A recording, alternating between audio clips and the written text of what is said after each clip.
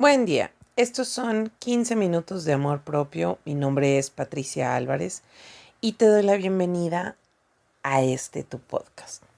Ayer hablábamos de lo que era la representación y la importancia de empaparnos en los temas de actualidad de los jóvenes.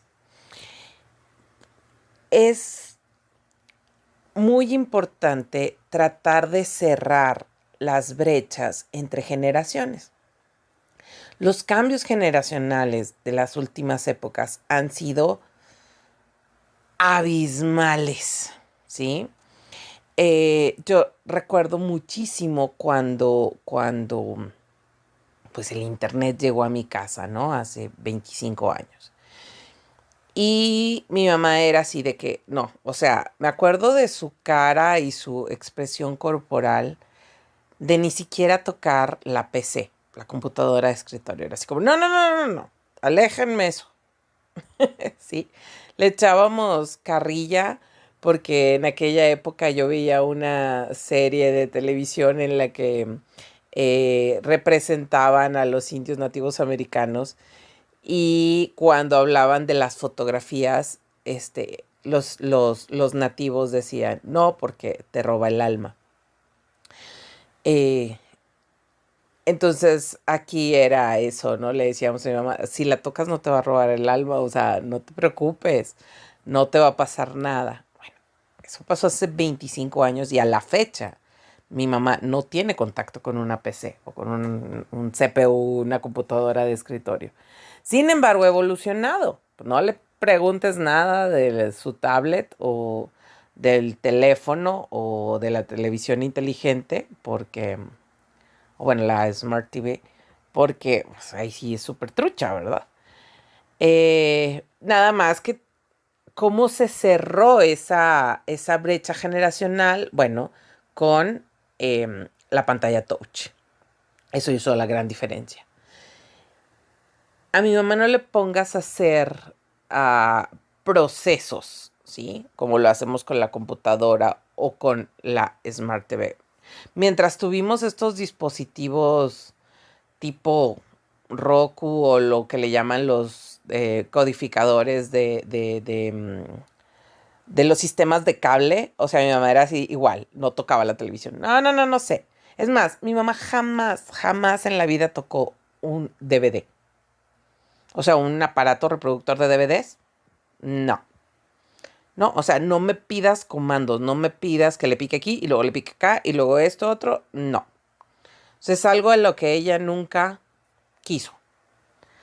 Pero pues es bien fácil preguntarle a Alexa por una película, ¿verdad? Entonces, pero también es perderle el miedo y entenderla. O sea, no, ¿cómo te diré? Jamás humillarla o ofenderla de, ay, quítate porque no le sabes. Ay, mejor mira, lo hago yo. No, no, no, no, no es. A ver, ven, mira, si haces esto, no pasa nada. Le puedes picar tantas veces que sea, te puedes equivocar, no pasa nada, la pagas, o sea, no sucede nada. Entonces, pero es tener esa paciencia de enseñar a las generaciones previas a nosotros. Ya les había comentado, entre mi mamá y yo, pues hay una diferencia de 34 años, pero hay mucha diferencia de educación. O sea, mi mamá es baby boomer, yo soy millennial. Eh, Además que trato siempre de estar como a la vanguardia y estar pues al pendiente de todo lo que sucede con las nuevas generaciones, sobre todo por mi trabajo, ¿no? Así que mi mamá fue abuela por primera vez a los 66 años.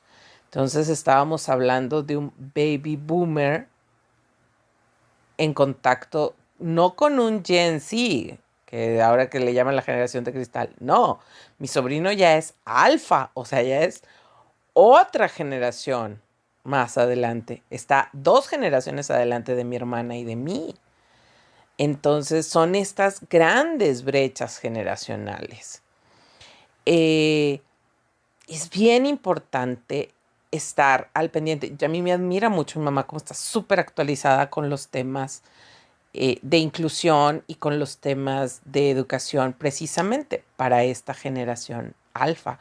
Como mi hermana, mi mamá, sus otros abuelos han abordado los temas de actualidad de una manera pues bastante abierta, que fue muy diferente cuando mi mamá nos crió, ¿no?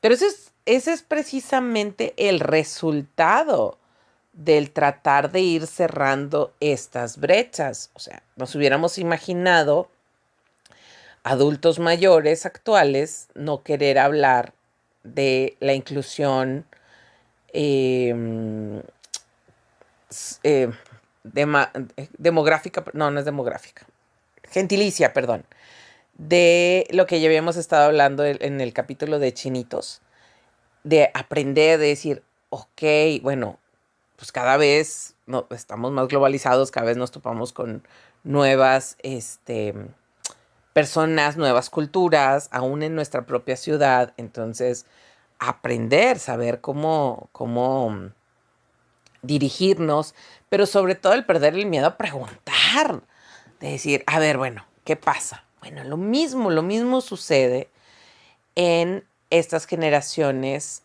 con tantas expresiones en su sexualidad, ¿sí? Y en su género.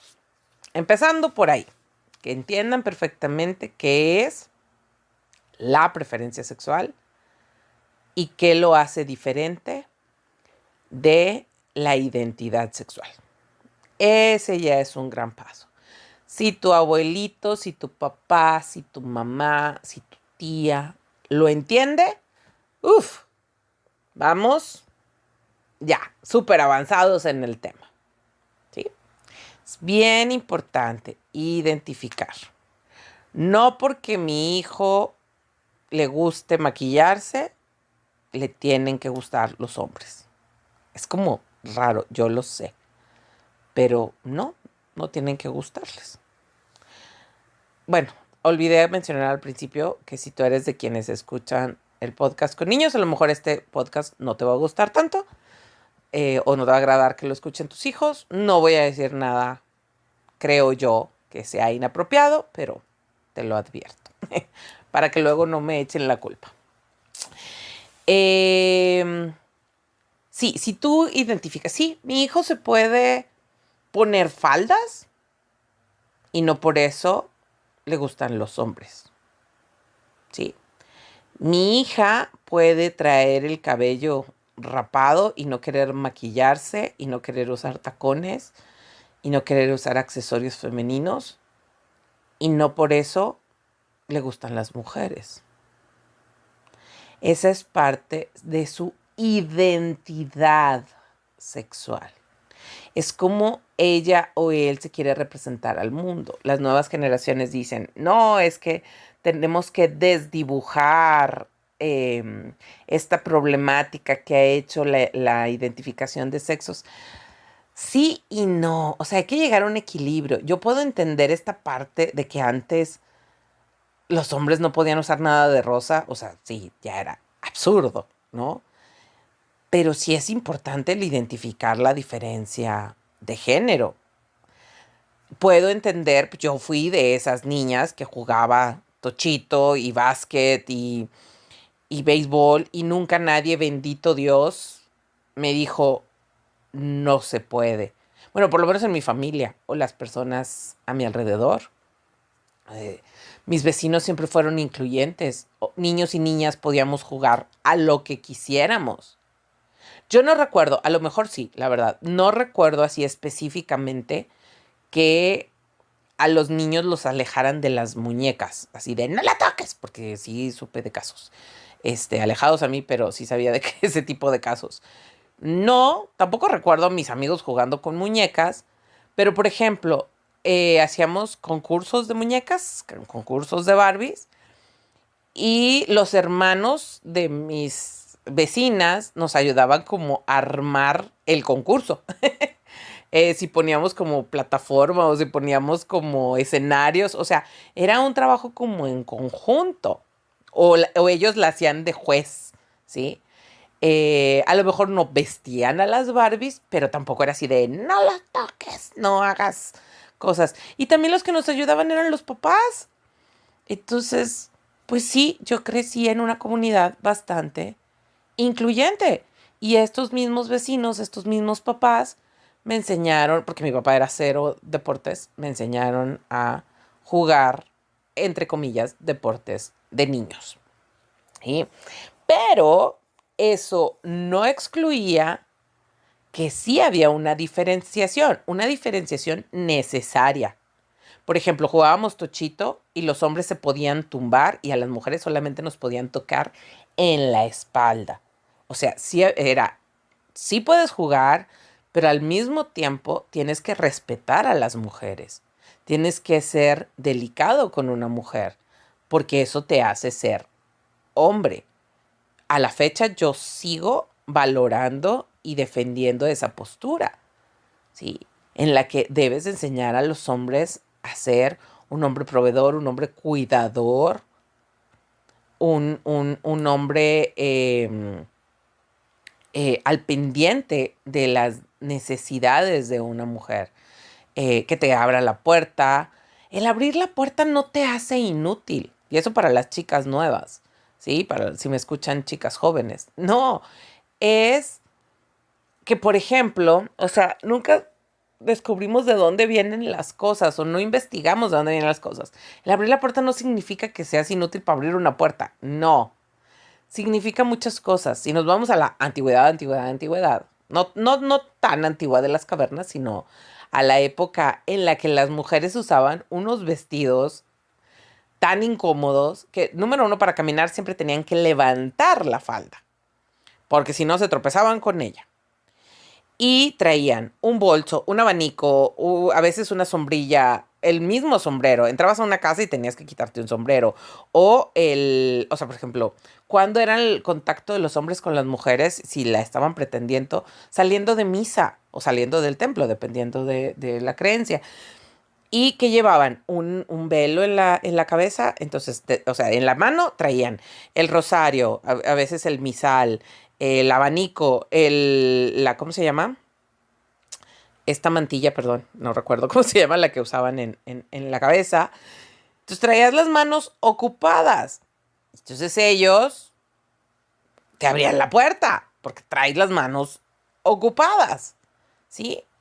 O sea, todo tiene una razón de ser y es empatía.